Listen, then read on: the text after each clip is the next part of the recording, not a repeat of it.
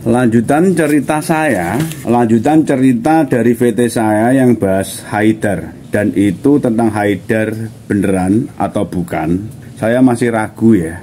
Ambil saja hikmahnya dan tidak usah dipercaya. Ambil saja hikmahnya kisah pertemuan saya dengan Haidar. Dan itu masih kemungkinan ya. Dirgahayu Rahayu Wilujeng Jati. Melanjutkan kisah itu, akhirnya saya bertemu dengan guru kejawen saya di depan kelenteng Blitar ya. Dan saya pun diajak beliau menuju ke rumah teman beliau. Pas tiba di rumah teman beliau, adzan maghrib. Dua teman guru kejawen saya ini seorang muslim, dan yang punya rumah ini non muslim. Dan guru saya ini memang kejawen ya. Dua teman guru kejawen saya ini minta izin untuk sholat di rumah teman guru kejawen saya yang non muslim itu. Terus akhirnya beliau berdua mengajak saya sholat juga, sholat maghrib di sana ya. Dua teman guru kejawen saya ini salah satunya ada yang tanya, kamu punya musola? Kamu ini, nah yang punya rumah jawab, kamu ini kenal aku sudah berapa lama? Meskipun saya non muslim tapi saya menyediakan tempat untuk beribadah teman-teman yang beragama Islam. Terus yang muslim itu bertanya, kesuciannya gimana? Yang punya rumah menjawab, kesucian tempat ini, kebersihan tempat ini saya jaga dengan harga diri saya sebagai manusia. Terus kami pun ambil wudhu, kami pun sholat. Selesai sholat, kami berbincang-bincang di ruang tamu beliau ya. Ada kopi, ada makanan ringan gitu ya. Terus guru kejawen saya ini kelihatannya mau menguji pola pikir saya. Tapi melalui teman-temannya, beliau bilang ini muridku spiritual satu-satunya. Aku cuma ngajar murid spiritual ya ini tok. Guru saya kejawen ini seorang dosen di salah satu universitas negeri di Jawa Timur.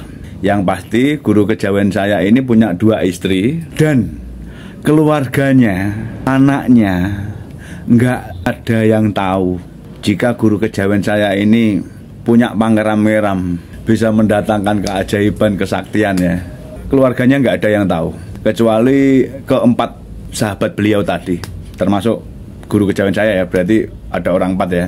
Guru kejawen saya membuka omongan, bertanya kepada yang muslim, temannya yang muslim, enggak loh, wong cuma benda kotak, kubus, bangunan kubus, kok kamu sembah?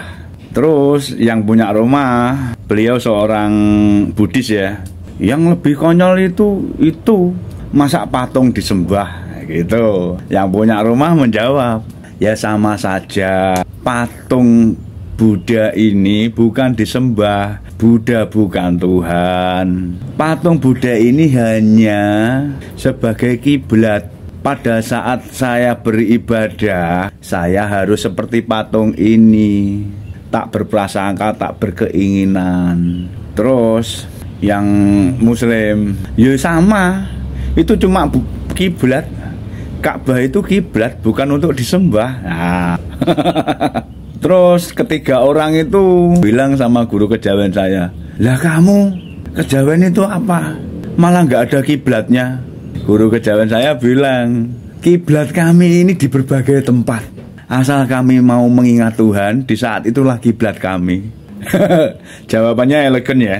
Terus yang muslim ini, dua teman guru kejawen saya yang muslim tanya kepada saya, lah menurutmu gimana mas? Waduh, gimana ya? Saya ini gak punya Tuhan. Dua teman guru kejawen saya yang muslim ini sedikit baper. Beliau kebetulan sedikit baper. Gak punya Tuhan gimana sih mas?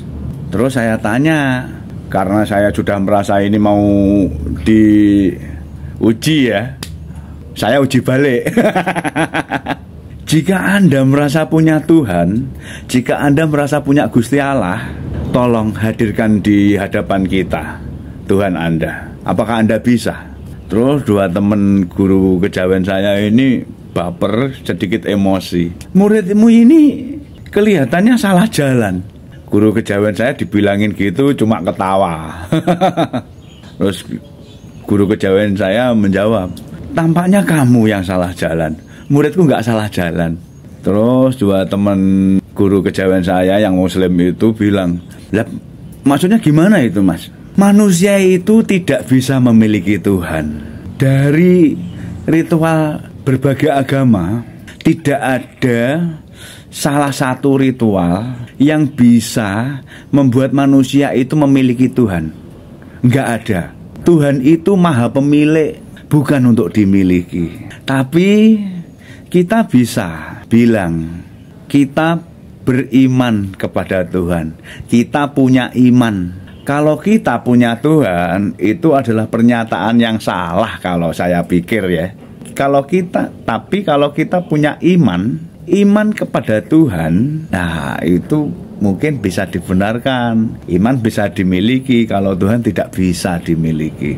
Terus gitu ya Mas. Nah, maaf saya tadi sudah berprasangka buruk sama Anda.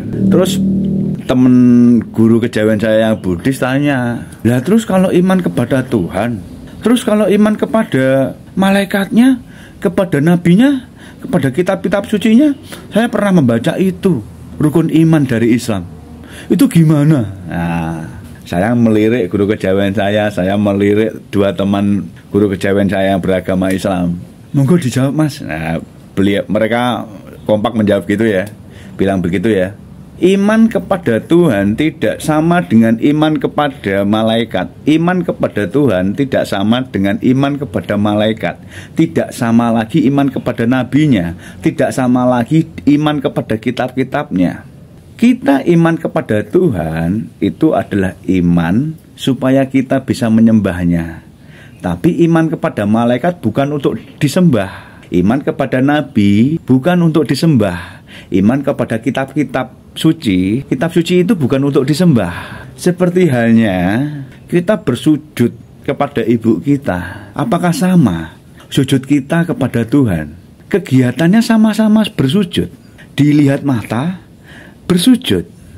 Tapi dirasa, di perasaan, tentu beda. Kita bersujud kepada ibu bukan untuk menyembah ibu, tapi untuk menghormati ibu. Kita bersujud kepada Tuhan bukan untuk menghormati Tuhan, tapi untuk menyembahnya. Andai pun diartikan menghormati Tuhan, boleh, tapi harus ditambahi menyembah, menghamba. Terus tiga teman guru kejawen saya bilang, "Iya sih, bener, kamu gak salah cari murid." Kami pun ngobrol, ketawa ketiwi, kesana kemari, ngobrol ngalor ngidul, ngetan ngulon, banyak hal ya. Ternyata dua teman guru kejawen saya yang muslim itu juga seorang dosen. Tapi mereka mengajar di beda kampus ya, beda universitas. Dan teman guru kejawen saya beragama Buddhis itu, beliau seorang bisnismen. Mereka berempat ini sudah bersahabat sejak di perkuliahan. Oh ya, guru kejawen saya ini sudah berusia 70-an tahun, tapi terlihat seperti usia 40-an. Terus gini, bagi teman-teman yang dekat dengan Kediri, saat purnama bisa merapat ke rumah saya tanggal 22 malam.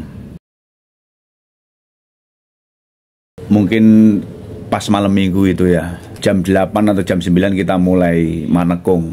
Manekung itu merenung ya. Monggo yang dekat Kediri merapat saja nggak apa-apa. Yang dekat Kediri saja.